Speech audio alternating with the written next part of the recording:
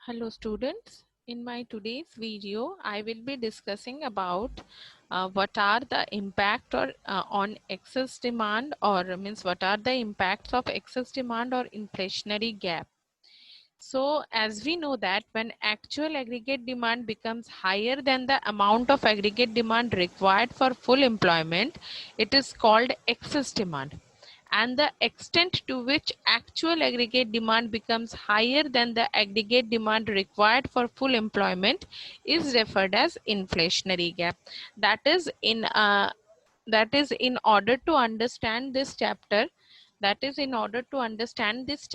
what we need to uh, think is that inflationary gap or excess demand is the situation, ये वो situation है जहां आपका जो एक्चुअल डिमांड होता है वो आपका एग्रीगेट डिमांड से, अगर आप इन्फ्लेशनरी गैप को देखोगे, if you see this particular slide here, you can understand that the actual AD is more than the aggregate AD. जो भी आपका एक्चुअल एडी है, यानी आपका जो भी एग्रीगेट डिमांड इनकर हो रहा है, वो आपका एक्चुअल एडी जो है वो उससे ज्यादा हो रहा है, becomes higher than the amount of aggregate demand.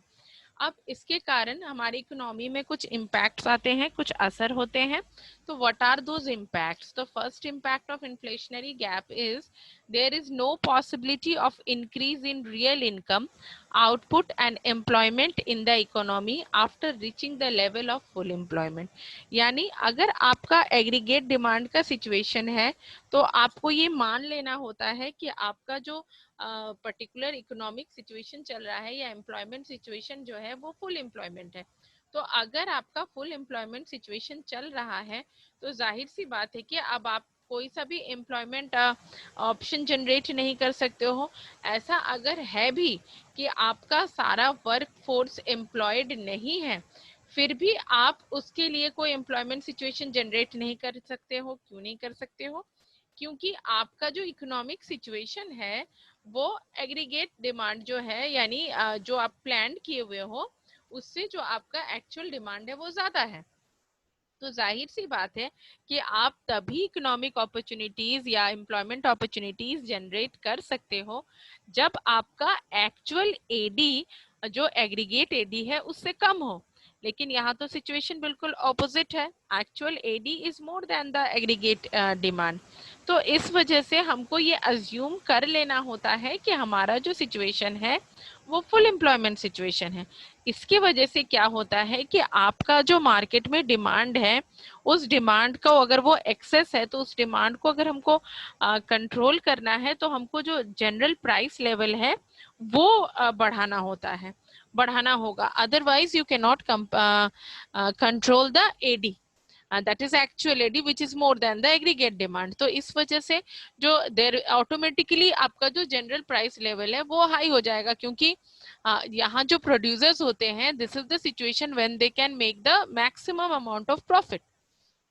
अब इसके वजह से क्या होता है कि आपका जो नॉमिनल आउटपुट या मॉनेटरी इनकम है वो भी इंक्रीज करना होता है, क्योंकि अगर सिचुएशन इन्फ्लेशनरी है तो जाहिर सी बात है कि सिचुएशन के साथ कोप अप करने के लिए आपके पास मनी इनकम ज्यादा होना चाहिए। तो इस वजह से आप देख लो कि कैसा सिचुएशन क्रिएट हो रहा है, आपका जनरल प्राइस लेवल भी इंक्रीज कर रहा है, साथ ही साथ आपका मॉनेटरी इनकम भी इंक्रीज कर रहा है। अब ये जो प्राइस इन्फ्लेशन इंक्रीज हो रहा है, इस वजह से हमारा जो सिचुएशन है वो जो इकोनॉमिक डिस्ट्रीब्यूशन का जो सिचुएशन है वो इनइक्वल हो जा रहा है, और जो गरीब आदमी है उसके ऊपर प्रेशर और ज्यादा पड़ जा रहा है। क्यों? अगर महंगाई होता है तो उसके पास तो एम्प्लॉयमेंट अपॉर्चुनिटीज जनरेट नहीं हुई।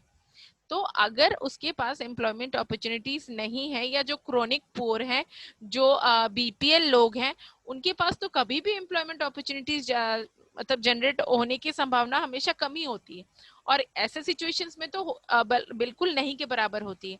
तो ऐसे सिचुएशन में क्या होता है कि उनके ऊपर उनका जो इकोनॉमिक जो प्रेशर होता है, ये जो मनी प्रेशर होता है, ये जो प्राइस इन्फ्लेशन वाला जो प्रेशर होता है, ये उनके ऊपर बहुत अधिक मात्रा पे इम्पोज हो जाता है, जिसके कारण उनको अपना कॉस्ट ऑफ लिविंग मेंटेन करने में दिक्कत होता है। अब जो हमारा ये जो सिचुएशन है, जो ये जो इन्फ्लेशनरी सिचुएशन है, वो साथ में और बहुत से चीजों को लाता है, जैसे ब्लैक मार्केटिंग, होर्डिंग और प्रॉफिटरिंग, जो मैंने अभी आपको बताया कि प्रॉफिट मैक्सिमाइजेशन का लेवल जो होता है वो हाई हो जाता है. Now the next is yours. As a result there is a distortion in the distribution pattern. Distortion मतलब होता है कि बिल्कुल उलट पुलट हो जाना, बिल्कुल मतलब क्या बोले हम कि बिल्कुल उल्टा सीधा हो जाना. आपका जो सिचुएशन है वो बिल्कुल डिस्टोर्ट हो जाता है. हम लोग बोलते हैं ना आंधी तूफान आया तो द सिचुएशन गॉट डिस्टोर्ट. तो ये वही चीज हो जाता है कि इस वजह से आपका जो इकोनॉमिक सिचुएशन है वो टोटली डिस्टोर्ट हो जाता है. पूरा जो इकोनॉमिकल जो स्टेबिलिटी था वो खत्म हो जाता है.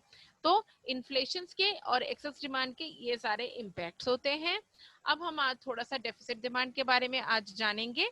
डेफिसिट डिमांड क्या होता है? डेफिसिट डिमांड वो सिचुएशन होता है जो आपका एक्चुअल डिमांड जो होता है वो शॉर्ट होता है in respect to aggregate demand. अब इसमें required for full employment level of output. अब what are the reasons behind this deficit demand? Deficit demand के लिए भी कुछ रीजंस है. सबसे पहला रीजन है decrease in the level of consumption. Demand मतलब amount of consumption what a rational consumer does. तो अगर आपका डेफिसिट डिमांड है तो जाहिर सी बात है कि आपका amount of level of consumption जो है वो लेस है. उसके बाद आपका ऑटोनोमस इन्वेस्टमेंट या autonomous consumption that is Barshi वो भी आपका डिक्रीज हो जाएगा. साथ ही साथ गवर्नमेंट जो होगी वो अपना एक्सपेंडिचर भी डिक्रीज करेगी, क्योंकि हम लोगों को पता है कि AD is equal to C plus I plus G है. तो अगर आपका डिमांड ही डेफिसिट है तो साथ ही साथ ये अज्यूम कर लेना होगा या मान लेना होगा कि सारा जो कंपोनेंट्स है एडी का दैट इज सी आई जी वो सारा डिक्रीज लेवल पे चला जाएगा. And as a result money supply भी क्या होगा, वो भी डिक्रीज हो जाएगा. तो ऐसा अगर डिक्रीज वाला सिचुएशन आता है तो डिफ्लेशनरी गैप का जन्म होता है.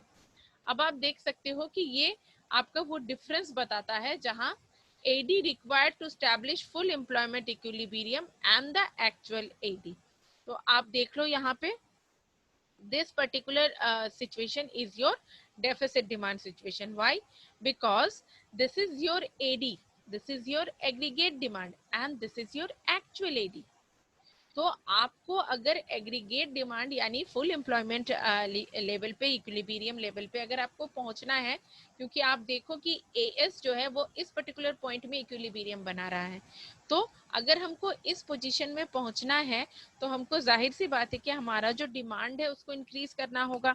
अब अगर हम डिमांड इंक्रीज नहीं करेंगे तो प्रोडक्शन एक्टिविटीज इंक्रीज नहीं होगा, और अगर प्रोडक्शन एक्टिविटीज इंक्रीज नहीं होगा तो जाहिर सी बात है कि आपका किसी भी हाल में आपका जो ये जो गैप है वो डिफ्लेशनरी क्रिएट हो जाएगा. तो ये जो सिचुएशन है इस सिचुएशन को ओवरकम करने के भी कई मेजर्स हैं, और साथ ही साथ एक्सेस डिमांड को या इन्फ्लेशनरी गैप को भी ओवरकम करने के कई मेजर्स हैं. तो ये जो मेजर्स हैं ये हम अपने नेक्स्ट वीडियो में आपके साथ डिस्कस करेंगे. तो आज के लिए मेरा वीडियो यहीं तक रहता है. Hope you have understood the concept nicely. So do like, share and subscribe my channel and be updated with my latest video. So thanks for watching.